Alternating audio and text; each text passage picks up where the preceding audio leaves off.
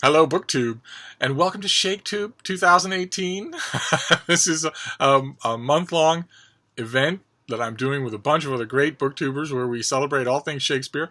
It's a slightly different kind of read-along than most normal ones in that we have a sort of choose-your-own-adventure reading list. You can read all the things that all of us are reading, or you can dip in and out wherever you like with different history plays, tragedies, poems, however you please, depending on what you feel like reading. And for myself, for my ShakeTube, for the bulk of September, 4 weeks in September, I have settled on extremely well-known plays. I think all of which were covered in the last ShakeTube, 2017, in a way to stress that that most of the fun of these things is returning to them and reading them again and pulling them apart, pulling little bits and pieces of them apart, concentrating on little things here and there. Some Shakespeare plays, maybe you could do that with less often than others. But the one I picked for this week is the one that it's been done to the most, and that is Hamlet, Shakespeare's most famous play, and one of the most famous plays in the history of the world. One of the most acted plays anywhere in any literary tradition that Shakespeare wrote probably around 1600, and that tells the powerful, tragic story of a royal prince whose father is killed in battle. Land is taken. The boy is orphaned, and he is fired in the forge of revenge. He will not only become a warring monarch himself, not someone who will lose in battle. Not only will he become that, and not only will he become formidable as a fighting man personally, so that he never loses in personal combat to anyone, but he will also take revenge. If not on the king who killed his father, then on that king's son. But no, that's not the story of Hamlet. That's the story of Fortinbras, who gets a couple of scenes in Hamlet. Fortinbras is the Prince of Norway, and his father, the King of Norway, was killed by old King Hamlet. This is a story of two people, two sons, who have the names and inheritances of their fathers. Fortinbras is a footnote in this play, almost. And yet, you can easily see that that story would have made a great play. It would have made a fantastic, involving stage play. That hunt for revenge that ends up being subverted by the humanity of the young prince, who, when the moment comes, when he's looking down at the dead body of the son of the man who killed his father, feels only forgiveness. Take him up gently. Bear him off. He would have made a great king if he lived. That's a great play in its own. But instead, this isn't that story. This is the story of a young swordsman, a bravo, heedless, arrogant, hedonistic, who, while he's away in France, learns that his father has been killed by the mad prince who is the nephew of the king of Denmark. Of course, he's fired with revenge. He wants nothing more than to return to Denmark and exact revenge on this mad prince who has been a thorn in his family's side for as long as he can remember. He returns to Denmark and not just marches to the palace himself, intent on the strength of his good sword arm to exact revenge, but instead incites a mob to rebel against the kingdom. He starts an insurrection in Denmark with himself at the head, and then learns the devastating news that in addition to killing his father, this mad prince has toyed with his sister's affections to such a point that she has died, that she has fallen into a river and drowned. And he learns, to his further outrage, the pain on top of pain, is that the church refuses to give her a sacred burial because they consider her to be a suicide. He leaps into her grave and says, if this is how unjust the world is, then bury me along with her. And to his astonishment, when he's in the grave, the prince jumps in with him, the very man he's come to supplant and kill. He goes straight for the prince's throat, and they're pulled apart by main force, and a duel is arranged, at which he will finally gain his vengeance. But in the due course of things, he learns that not all is as it seems. The prince is innocent.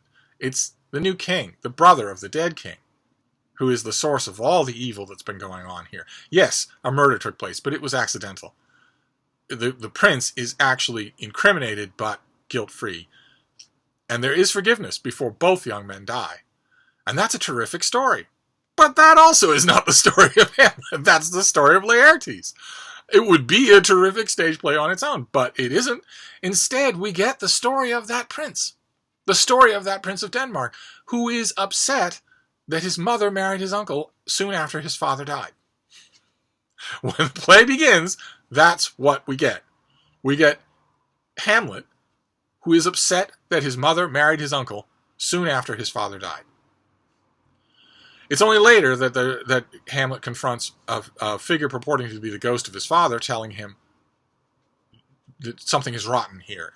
That it isn't just that my brother married my wife in haste. It's that my brother poisoned me. He killed me to get my crown. He got my crown and my wife at the same time. And I want you to avenge me. And at first you think, okay, well, dramatically speaking, that's very simple. But the ghost also says, don't touch your mother. Leave her to heaven. Take no vengeance on her. It's easy to interpret in the beginning of Hamlet that Hamlet's main aggrievement is against his mother. He thinks she should have been more faithful. And when you think about those instructions from the ghost of old King Hamlet, he tells Hamlet to exact revenge on Claudius, the brother, the poisoner, the usurper. But he tells Hamlet not to do anything to Gertrude, the wife. Leave her to heaven's judgment. In other words, don't trespass on heaven's right to judge her. But it's heaven's right to judge the brother as well. And there's no chance at all, none whatsoever, that Gertrude did not know what King Claudius was doing.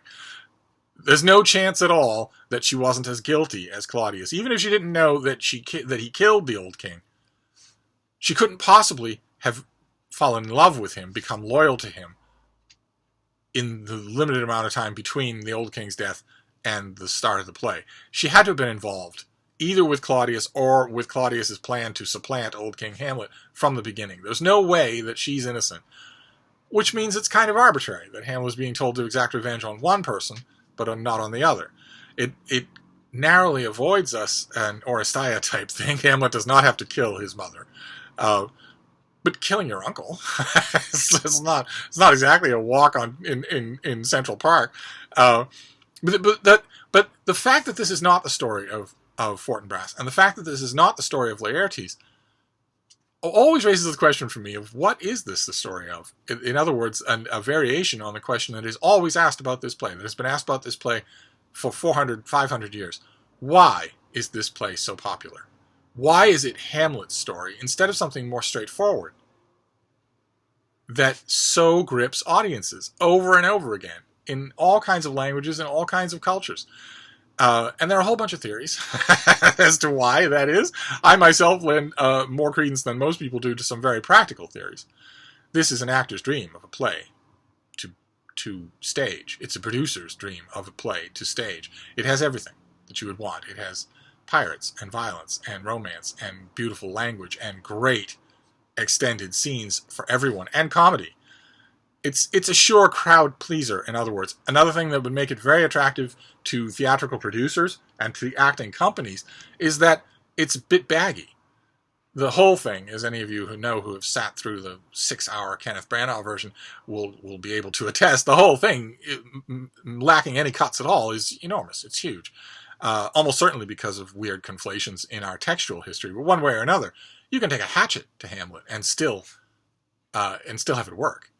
And that makes it appealing to theatrical companies. And I want to stress, I'm not trying to be a killjoy, but I want to stress that the workaday habits of theatrical companies in the early 17th century, when this play would either have sunk or swum based on its popular appeal,